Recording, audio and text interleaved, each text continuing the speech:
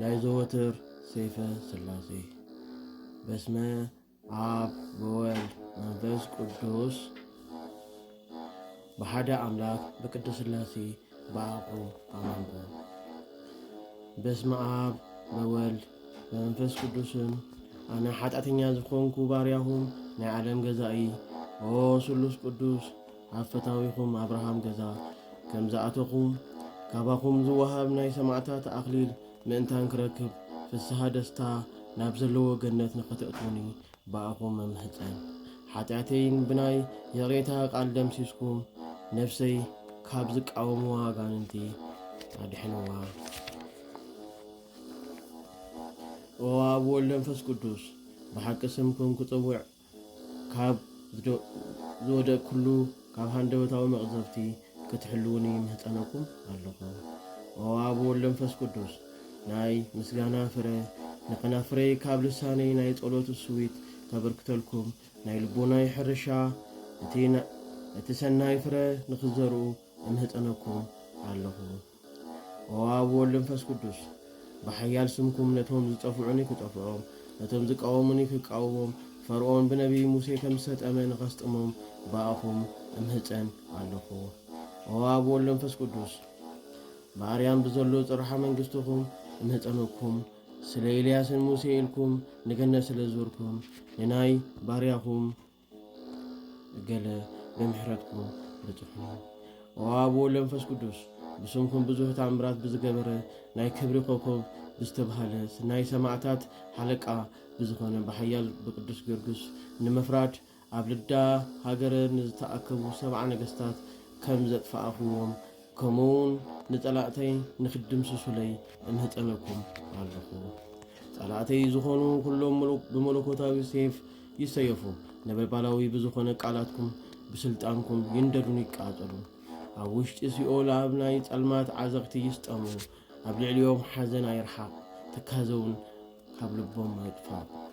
ጸላእተይ ኣነ ካብ ገጽ ምድሪ ንኽጠፍእ ብዝደልዩሉ ጊዜ ንዓኣቶም ንርእሶም ከም ቃኤልን ከም ይሁዳን ኣብ ድሩን ኣብ በረኻን በታትንዎም እሞ እንዳባህረሩ ይንበሩ። ኣዳምን ሔዋንን ካብ ገነት ብምውፅኦም ከም ዝበኸዩ ጸላእተይውን ናይ ጨርቂ ማዕጥን ተዓጢቖም ክበኽዩ ይንበሩ። ኣብ ልዕለይ ጥፋኣት ንኸምጹለይ ዕምቕ ብዝበለ ናይ ሓዊ ባሕሪ ኣስጠመዎም። ሕጂ እውን እንህለው ጸላእተይ ብእሾኽን ኣሜከላን ብዝተኸበ ኣብ ውሽጢ መጽመዲ ይእተዉ። ኦ ፍሉይ ሰለስተ ዝኾንካ ኦ ኣብ ወልድ መንፈስ ቅዱስ ንዓይኒ ባርያኹም ብፍጹም ይቕሬታ ንኽትገብሩለይ እምህፀነኩም ኣለኹ። ጸላእተይ ግና ኣብ ቅድሜኹም ብዘይካ ፍርሒ ፍጹም ሓጐስ ኣይርከቡ። በደለኛታት ከም ዝእሰሩ እደ እግሮም ብናይ ሓዊ ሰንሰለት እሰሮም። ካልኣይ ድማ ኣዳም ምስ ደቁ ኣብ ጸልማት ሲኦል ከም ዝተኸበ ንዓኣቶምን ናይ ጸልማት መከራ ይኽበቦ። ንጸላእተይ ናይ ኣኽላም ምሕደሪ ይሕድሮም። እታ ተፍርሕ ናይ ሓዊ ባሕሪ ኣይተሳገሮም። ብናይ ሓዊ ፍላጻ ንደፎም ፍልይ ዝበለ ሕማምን መቕዘፍትን ይተኣዘዘሎም። ናይ ምሕረት ዝናብ ኣየውርደሎም። ናይ ምሕረት ቃል ኣይትመልሰሎም። ኦ ፍሉይ ሰለስተ ኦ ኣብ ወልድ መንፈስ ቅዱስ ጽንዕቲ ብዝኾነት መለኮታዊ ኢድኩም ንኽትባርኹንን ኩልኹም መላእክቲ እውን ብኣኽናፎም ኣብ ልዕለይ ንኸንሳፈፉን እምህፀነኩም ኣለኹ። ነፍሰይ ወይ ሰብነተይ ዝጸመት ንኸይትኸውን ካብ 4 ኣፍላጋት ብዝፈስስ ማይ ኣርዊዋ። ነፍሰይ እውን ወይ ሰብነተይ ካብ ቅድሜኹም ዝጠመየት ኮይና ንኸይትርከብ ናይ ህይወት ሕብስቲ መግብዋ። ናይ ነፍስን ስጋን ገዛኢ ኦ ኣብ ወልድ መንፈስ ቅዱስ ናይ ምስጋና ፍረ ንኸቐርበልኩም ፈታዊ ጾምን ጸሎትን ንኽትገብሩኒ እምህፀነኩም። መንበርየ ምስ ነቢያት ሃዋርያትን ኣብ ገነት ግበሩለይ። ካብ ዕለተ እኪት ካብ ዘመነ መንሱት ሰውሩኒ። ኣነ በደለኛ ዝኾንኩ ኣገልጋሊኹም ካብ ናይ ሓደጋ ሞት ንኽድሕን ሰለስተ ብዝኾነ ስምኩም እምህፀን ኣለኹ። ነፍሰይን ስጋይን ሓደራ ብል ኣለኹ። በቲአን ጊዜ ምሕረት ይገበረለይ ኣሜን።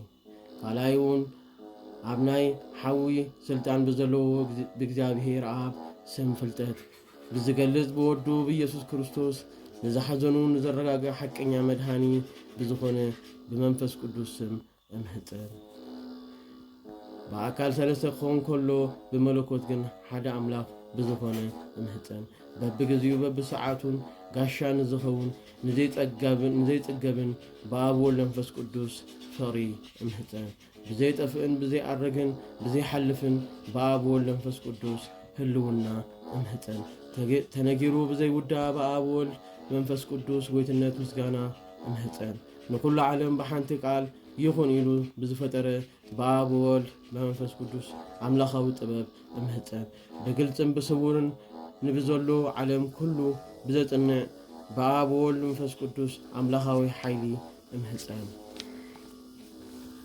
نمقتال نمدحان بزخيل بابول منفس قدوسن عملاخاوي فردي امهتن ካብ ገጽ ምድሪ ባእስን ክርክርን ብዘስዕር ብዘጥፍእን ብዝድምስስን ኣካላዊ ቃል እምህፀን ኣለኹ ብዘድክን ብዘፍትምን በአብ ወወልድ መንፈስ ቅዱስ አምላካዊ መንግስቱ ስልጣኑ እምህፀን አመና ብዘፍርህን ነፍስን ስጋን ብዘሰንብድ በአብ ወወልድ መንፈስ ቅዱስ ግርማ እምህፀን ካብ አፉ ብዝወፅእ ናይ ሓዊ ሰይፍ ናይ ጠላኢ መፅመዲ ዝቆርፅ ብመለኮት በአብ ወወልድ መንፈስ ቅዱስ እምህፀን አሌፍ ቤት ጋሚር ዳሌት ሄ ዋው ዛይ ሄት ጤት ዮድ ካፍ ላሜድ ሜም ኖን ሳ ሳምኬት ኤ ፌ ጻዲ ቆፍ ሬስ ሳን ታው ብዝበሃል በአብ ወወልድ መንፈስ ቅዱስ ስም እንዳመንኩ አቤቱ አምላከይ ልመናይ ናባኩም ንኸቀርብ እምህፀነካ ኣለኹ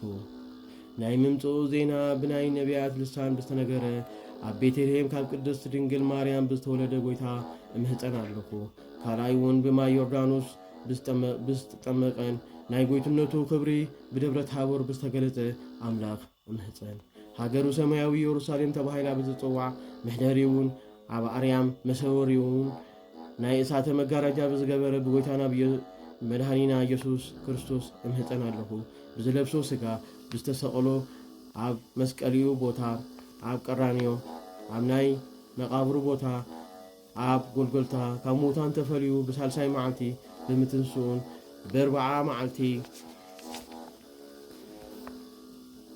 ናብ ሰማይ ብምዕራጉን ነዚ ዓለም ንኸሓልፍ ካልኣይ ብምምፁን እምህፀን ኣለኹ ንኣዳምን ንደቁን ንኹሉ ዘርኡን መድኃኒት ንኽኸውን ካብ ሰማይ ብዝወረደ ብኢየሱስ ክርስቶስ ብቅዱስ ስቡኡን ክቡር ደሙን እምህፀን ኣለኹ በዚ ሁሉ ብዝተፈጠሩ ኣምላኻውን ናይ መምሃፀኒ ኣስማት ንስኹም ርኹሳን ኣጋንንቲ እኩያት መሰረን ሰብኣዊ ፍጥረት ኩሉ በብግዚኡ በብሰዓቱን ናይ እግዚአብሔር ኣገልጋሊ ካብ ዝኾንኩ ንዘለዓለም ናባይ ንኸይትቐርቡ ዝተወገዝኩም ኩኑ አሜን። አምላክና ጎይታና መድኃኒና ኢየሱስ ክርስቶስ አቦ እግዚአብሔር አብ ይኽበር ይመስገን አሜን። ተቀዳሚ ተኸታሊ ንዘይብሉ ናይ አብ ናይ ባህሪ ሓደ ወዱ ብዝኾነ እግዚአብሔር ወልድ ይኽበር ይመስገን አሜን። እግዚአብሔር መንፈስ ቅዱስ ናይ አብን ናይ ወልድን ናይ ባህሪ ህይወቶም ዝኾነ ይኽበር ይመስገን። አብ ናይ ባህሪ አምላክ እዩ ናይ ጎይትነቱ ዙፋኑ ምስ ወልድን ምስ መንፈስ ቅዱስን ማዕረ እዩ። ወልዱ ናይ ባህሪ አምላክ እዩ ናይ ጎይትነቱ ዙፋን ምስ አብን ወልድ መንፈስ ቅዱስን ማዕረ እዩ። መንፈስ ቅዱስን ናይ ባህሪ አምላክ እዩ ናይ ጎይትነቱ ዙፋን ምስ አብን ምስ ወልድን ማዕረ እዩ። ደጊም በሓደ ናይ ጎይትነት ዙፋን ናይ ሰለስተነት ናይ መለኮት ሓድነት ከም ዘሎ ንኣምን።